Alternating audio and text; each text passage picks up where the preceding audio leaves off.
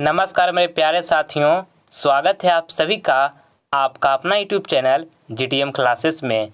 दोस्तों, आज की इस वीडियो में आपसे हम मिक्स टेस्ट लेंगे जिसमें विज्ञान, सामाजिक विज्ञान और हिंदी ये तीनों सब्जेक्ट से आपको 25 ऑब्जेक्टिव क्वेश्चन करवाएंगे जो आपके बोर्ड एग्जाम के लिए काफ़ी महत्वपूर्ण प्रश्न है। ठीक है, पहले आपको सारा प्रश्न का जवाब खुद से सोचना है, इसके बाद आप हमारे आंसर को देखिएगा। ठीक है, और लास्ट में कमेंट बॉक्स में करके बताइएगा ईमानदारी पूर्वक से कि 25 में से कितना प्रश्न का आप जवाब बिल्कुल सही दिए। ठीक है, और दोस्तों टेस्ट को पूरी कंसंट्रेशन के साथ दीजिएगा क्योंकि टेस्ट देने से आपके अंदर कॉन्फिडेंस बढ़ेगा। ठीक है, तो आइए फिर आज का टेस्ट हम स्टार्ट करते हैं। देखिए पहला प्रश्न, विभवांतर मापने वाले यंत्र को कहा जाता है। ऑप्शन ए में लिखा हुआ है अमीटर, बी में लिखा है वोल्ट मीटर और सी में लिखा हुआ है गैल्वेनोमीटर। यहाँ पे डी में लिखा है इनमें से कोई नहीं। तो दोस्तों ये प्रश्न में आपको यहाँ से बताना है कि विभवांतर मापने वाले यंत्र को कहा जाता है तो वोल्ट मीटर कहा जाता है। ठीक है, ऑप्शन नंबर यहाँ पर बी जो होगा हमारा बिल्कुल करेक्ट आंसर हो जाएगा। आइए अगला प्रश्न हम देख लेते हैं। दूसरा नंबर, विद्युत हीटर की कुंडली में किसका प्रयोग होता है। काफ़ी महत्वपूर्ण प्रश्न है आपके 2022 बोर्ड एग्जाम के लिए। ऑप्शन ए में लिखा हुआ है नाइक्रोम, बी में लिखा है टंगस्टन और सी में लिखा है तांबा और डी में लिखा हुआ है जस्ता। तो दोस्तों ये प्रश्न में आपको बताना है कि विद्युत हीटर की कुंडली में किसका प्रयोग किया जाता है तो नाइक्रोम का प्रयोग किया जाता है। ठीक है, ऑप्शन नंबर यहाँ पर ए जो होगा हमारा बिल्कुल करेक्ट आंसर हो जाएगा। और दोस्तों जब आपसे पूछे कि विद्युत बल्ब का जो फिलामेंट होता है वो किस तंतु का बना होता है तो टंगस्टन का बना होता है। ठीक है, आपको इसको याद रखना है। आइए अगला प्रश्न देख लेते हैं। तीसरा नंबर, जब उत्तल लेंस में किसी वस्तु को फोकस पर रखा जाए तो उसका प्रतिबिंब बनेगा। ये प्रश्न आपके बोर्ड एग्जाम के लिए काफ़ी महत्वपूर्ण है। ऑप्शन ए में लिखा हुआ है F2 पर, बी में लिखा हुआ है 2F1 पर और देखिए सी में लिखा है अनंत पर और डी में लिखा है इनमें से कोई नहीं। तो दोस्तों ये प्रश्न में आपको यहाँ से बताना है कि जब उत्तल लेंस में किसी वस्तु को फोकस पर रखा जाए तो उसका प्रतिबिंब बनेगा तो अनंत पर बनेगा। ठीक है, ऑप्शन नंबर यहाँ पर सी जो होगा हमारा बिल्कुल करेक्ट आंसर हो जाएगा। आइए अगला प्रश्न हम देख लेते हैं। चौथा नंबर, हमारे घरों में जो विद्युत आपूर्ति की जाती है वह ऑप्शन ए में लिखा हुआ है 220 वोल्ट पर दृष्ट धारा मतलब हुआ दोस्तों डीसी। ठीक है, यानी कि direct current. Option number B में लिखा हुआ है 220 वोल्ट पर प्रतिवर्ती धारा मतलब हुआ दोस्तों एसी यानी कि अल्टरनेटिंग करंट। ठीक है, और देखिए सी में लिखा हुआ है 12 वोल्ट पर दृष्ट धारा मतलब क्या बताएं डीसी डायरेक्ट करंट। और देखिए डी में लिखा हुआ है 12 वोल्ट पर प्रतिवर्ती धारा मतलब एसी अल्टरनेटिंग करंट। ठीक है, तो ये प्रश्न में आपको यहाँ से बताना है दोस्तों कि हमारे घरों में जो विद्युत आपूर्ति की जाती है वह तो वो 220 वोल्ट पर प्रतिवर्ती धारा होती है। ठीक है, यानी कि 220 वोल्ट पर अल्टरनेटिंग करंट होती है। ऑप्शन नंबर यहाँ पर बी जो होगा हमारा बिल्कुल करेक्ट आंसर हो गया। ठीक है, आइए अगला प्रश्न अब हम देख लेते हैं। पाँचवा नंबर, पूर्ण आंतरिक परावर्तन होता है जब प्रकाश की किरण जाती है। ऑप्शन ए में लिखा हुआ है विरल माध्यम से सघन माध्यम और बी में लिखा हुआ है सघन माध्यम से विरल माध्यम और सी में लिखा है सघन माध्यम से सघन माध्यम और डी में लिखा है इनमें से कोई नहीं। तो दोस्तों ये प्रश्न में आपको यहाँ से बताना है कि पूर्ण आंतरिक परावर्तन होता है जब प्रकाश की किरणें जाती है तो सघन माध्यम से विरल माध्यम में जाती है। ठीक है, ऑप्शन नंबर यहाँ पर बी जो होगा हमारा बिल्कुल करेक्ट आंसर हो जाएगा। आइए अगला प्रश्न हम देख लेते हैं। छठा नंबर, किसी कुंडली का प्रतिरोध ज्ञात करने के लिए सूत्र है। ये काफ़ी महत्वपूर्ण प्रश्न दोस्तों आपके बोर्ड एग्जाम के लिए।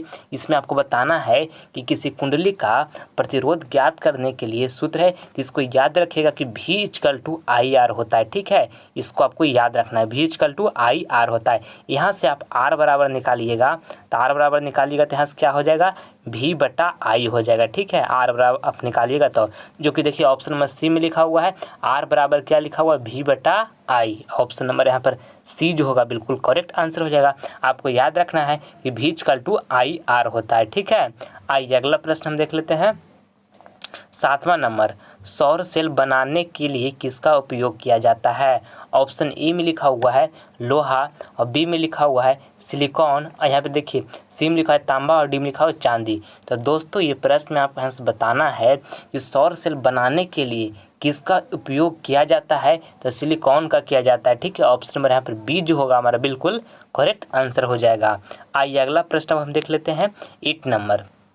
मनुष्य के शरीर की सबसे बड़ी ग्रंथि है। ऑप्शन ए में लिखा हुआ है लीवर, बी में लिखा हुआ है अग्नाशय और सी में लिखा हुआ है अंडाशय और डी में लिखा हुआ एंड्रीनल। तो दोस्तों ये प्रश्न में आपको यहाँ से बताना है कि मनुष्य के शरीर की सबसे बड़ी ग्रंथि है तो लीवर जो है मनुष्य की सबसे बड़ी ग्रंथि है। ऑप्शन नंबर यहाँ पर ए जो होगा हमारा बिल्कुल करेक्ट आंसर हो जाएगा। आइए अगला प्रश्न हम देख लेते हैं 9 नंबर। सारा प्रश्न आपके बोर्ड एग्जाम के लिए काफ़ी महत्वपूर्ण है। एक भी प्रश्न आप स्किप ना करें, पूरी कंसंट्रेशन के साथ दे टेस्ट को। ठीक है, देखिए इसमें कहता है कि मैग्नीशियम पाया जाता है। ऑप्शन ए में लिखा है क्लोरोफिल में, बी में लिखा है लाल रक्त कण में और सी में लिखा है वर्णिक लवक में और डी में लिखा है श्वेत रक्त कण में। तो दोस्तों आपको बताना है इसमें कि मैग्नीशियम पाया जाता है तो क्लोरोफिल में मैग्नीशियम पाया जाता है। ठीक है, ऑप्शन नंबर यहाँ पर ए जो होगा बिल्कुल करेक्ट आंसर हो जाएगा। और दोस्तों पेड़ पौधों की जो पत्तियाँ होती है वो हरा किसके कारण होता है? तो क्लोरोफिल के ही कारण पेड़ पौधों की पत्तियाँ हरा होती है। ठीक है, आपको इसको याद रखना है। देखिए 10 नंबर प्रश्न कहता है कि मुद्रण का आविष्कार कहाँ हुआ? ऑप्शन ए में लिखा हुआ है भारत, बी में लिखा है जापान, सी में लिखा है चीन और डी में लिखा है अमेरिका। तो दोस्तों ये प्रश्न में आपको यहाँ से बताना है कि मुद्रण का आविष्कार कहाँ हुआ? तो मुद्रण का आविष्कार चीन में हुआ। ठीक है, ऑप्शन नंबर यहाँ पर सी जो होगा बिल्कुल करेक्ट आंसर हो जाएगा। आइए अगला प्रश्न हम देख लेते हैं 11 नंबर। लोकतंत्र जनता के द्वारा तथा जनता के लिए शासन है, यह कथन किसका है? ये प्रश्न काफ़ी महत्वपूर्ण है आपके बोर्ड एग्जाम के लिए, बहुत बार आपका एग्जाम में पूछा गया है। ठीक है, ऑप्शन ए में लिखा है रूसो, बी में लिखा हुआ है मार्टिन लूथर और देखिए सी में लिखा है अब्राहम लिंकन और डी में लिखा है इनमें से कोई नहीं। तो दोस्तों ये प्रश्न आपको बताना है कि लोकतंत्र जनता के द्वारा तथा जनता के लिए शासन है, यह कथन किसका है? तो अब्राहम लिंकन का है। ठीक है, ऑप्शन नंबर यहाँ पर सी जो होगा बिल्कुल हमारा करेक्ट आंसर हो जाएगा। आइए अगला प्रश्न हम देख लेते हैं 12 नंबर। और दोस्तों आगे बढ़ने से पहले आपसे हमारी एक छोटी सी रिक्वेस्ट है कि अगर जो आप अभी तक हमारे चैनल को सब्सक्राइब नहीं किए हैं तो इस चैनल को आप सब्सक्राइब कर लें, क्योंकि दोस्तों इससे आने वाला वीडियो का जो नोटिफिकेशन होगा वो सबसे पहले आपको मिलेगा। ठीक है, इसलिए अभी तक अगर जो सब्सक्राइब नहीं किए हैं तो रेड बटन दबाकर इस चैनल को आप जल्द सब्सक्राइब कर लें। ठीक, देखिए 12 नंबर प्रश्न कहता है कि सर्वोत्तम कोयले का प्रकार कौन सा है? ऑप्शन ए में लिखा है इंथ्रेसाइट, बी में लिखा है पीट और सी में लिखा है लिग्नाइट और डी में लिखा है बिटुमिनस। तो दोस्तों ये प्रश्न में आपको यहाँ से बताना है कि सर्वोत्तम कोयले का कौन सा प्रकार है? तो जो इंथ्रेसाइट है इस सर्वोत्तम कोयले का प्रकार है। ऑप्शन नंबर यहाँ पर ए जो होगा हमारा बिल्कुल करेक्ट आंसर हो जाएगा। ठीक है, आइए अगला प्रश्न हम देख लेते हैं 13 नंबर। यंग इटली की स्थापना किसने की? ऑप्शन ए में लिखा है बिस्मार्क, बी में लिखा है मेजनी, सी में लिखा है नेपोलियन और डी में लिखा है हिटलर। तो दोस्तों ये प्रश्न में आपको बताना है यंग इटली की स्थापना किसने की? तो मेजनी ने की है। ठीक है, ऑप्शन नंबर यहाँ पर बी जो होगा हमारा बिल्कुल करेक्ट आंसर हो जाएगा। आइए अगला प्रश्न हम देख लेते हैं 14 नंबर। भारत की वित्तीय राजधानी किस शहर को कहा जाता है? काफ़ी आसान प्रश्न दोस्तों, पहले आप इसका खुद से जवाब सोचिए कि कौन आंसर इसका बिल्कुल राइट आंसर होगा। ऑप्शन ए में लिखा है दिल्ली और बी में लिखा हुआ है मुंबई और सी में लिखा है पटना और डी में लिखा है बेंगलुरु। तो दोस्तों आपको बताना है कि भारत की वित्तीय राजधानी किस शहर को कहा जाता है, बताइए। तो मुंबई को कहा जाता है। ठीक है, ऑप्शन नंबर यहाँ पर बी जो होगा हमारा बिल्कुल करेक्ट आंसर हो जाएगा। आइए अगला प्रश्न हम देख लेते हैं 15 नंबर प्रश्न में आपको यहाँ से पूछा गया है कि भारत की अर्थव्यवस्था का मुख्य आधार क्या है? ऑप्शन ए में लिखा है कृषि, बी में लिखा है उद्योग और सी में लिखा है खनिज उत्पादन और डी में लिखा है अंतर्राष्ट्रीय व्यापार। तो दोस्तों ये प्रश्न में आपको यहाँ से बताना है कि भारत की अर्थव्यवस्था का मुख्य आधार क्या है? तो कृषि है। ठीक है, ऑप्शन नंबर यहाँ पर ए जो होगा हमारा बिल्कुल करेक्ट आंसर हो जाएगा। ठीक है, आइए अगला प्रश्न हम देख लेते हैं 16 नंबर। रक्त एवं लौह की नीति किसने अपनाया था।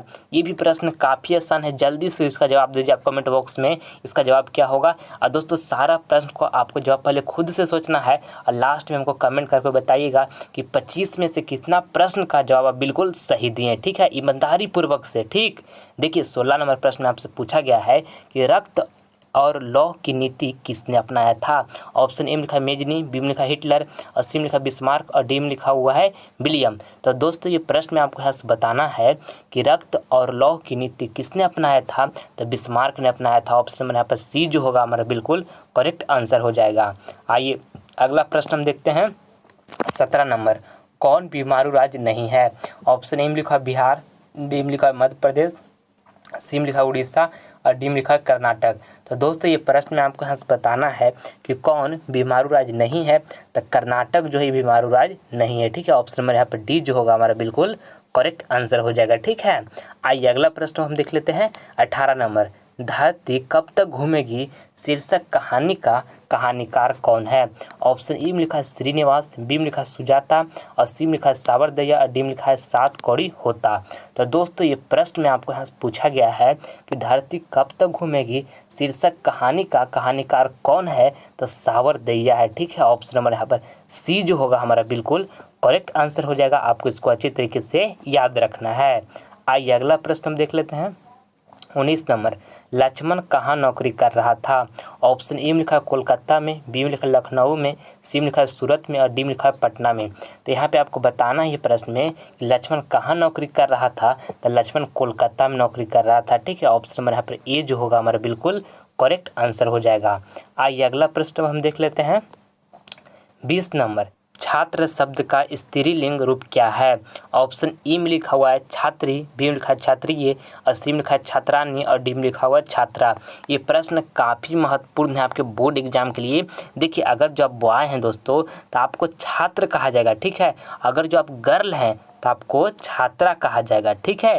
तो आपसे क्या पूछा गया है कि छात्र शब्द का स्त्रीलिंग जो है वो रूप क्या है, तो छात्रा हो जाएगा। ऑप्शन नंबर यहाँ पर डी जो होगा हमारा बिल्कुल करेक्ट आंसर हो जाएगा, ठीक है। आइए अगला प्रश्न हम देख लेते हैं 21 नंबर, हजारी प्रसाद द्विवेदी का जन्म कब हुआ था। काफ़ी महत्वपूर्ण है आपके बोर्ड एग्जाम के लिए। ऑप्शन ए में लिखा हुआ है 1905 ईस्वी में, बी में लिखा है 1907 ईस्वी में, और सी में लिखा है 1909 ईस्वी में, और डी में लिखा है 1911 ईस्वी में। तो इसमें आपको बताना है दोस्तों कि हजारी प्रसाद द्विवेदी का जन्म कब हुआ, तो 1907 ईस्वी में हुआ, ठीक है। ऑप्शन नंबर यहाँ पर बी जो होगा हमारा बिल्कुल करेक्ट आंसर हो जाएगा। इसको आपको अच्छी तरीके से याद कर लेना है, ठीक है। आइए अगला प्रश्न देख लेते हैं 22 नंबर, पपाती कितने साल की थी। ये भी प्रश्न आपके बोर्ड एग्जाम के लिए काफ़ी महत्वपूर्ण है। ऑप्शन ए में लिखा है 12 साल की, बी में लिखा है 14 साल की, और सी में लिखा है 16 साल की, और डी में लिखा है 11 साल की। तो दोस्तों इसमें आपको बताना है कि पपाती कितने साल की थी, तो 12 साल के थी, ठीक है। ऑप्शन नंबर यहाँ पर ए जो होगा हमारा बिल्कुल करेक्ट आंसर हो जाएगा, ठीक है। आइए अगला प्रश्न हम देख लेते हैं 23 नंबर, हाथ साफ करना मुहावरे का सही अर्थ क्या है। ऑप्शन ए में लिखा हुआ है हाथ धोना, बी में लिखा है सफाई करना, सी में लिखा है चोरी करना, और डी में लिखा है गंदगी फैलाना।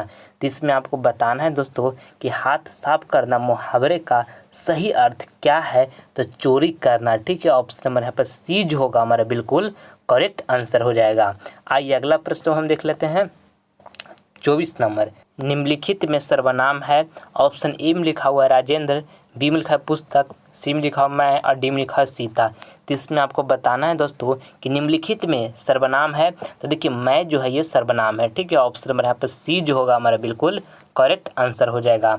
आइए अगला प्रश्न हम देख लेते हैं 25 नंबर, बहादुर का स्वभाव कैसा था।